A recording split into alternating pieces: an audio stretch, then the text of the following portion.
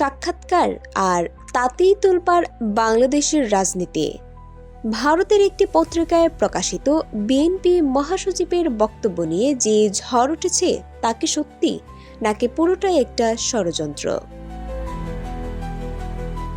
ঘটনার কেন্দ্রে ভারতের পশ্চিমবঙ্গ ভিত্তিক সংবাদপত্র এই সময়।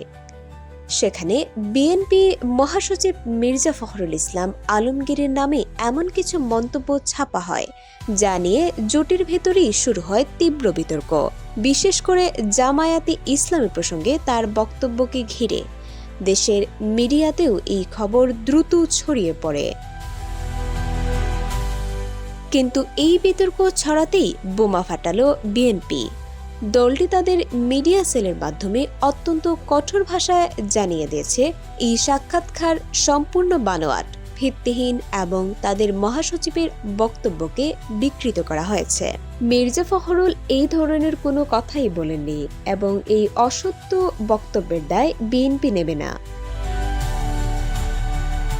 শুধু তাই নয়, যে জামায়াতে ইসলামীকে নিয়ে এত বিতর্ক, সেই দলটিও এই বক্তব্যের তীব্র নিন্দা জানিয়ে এর প্রমাণ চেয়েছে।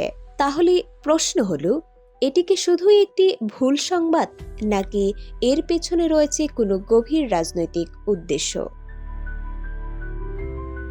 এই ধরনের গুরুত্বপূর্ণ আপডেট পেতে আমাদের সঙ্গে থাকুন। বিজিএন টিভি 24 সংবাদ, যেখানে বিশ্বস্ততা সেখানে।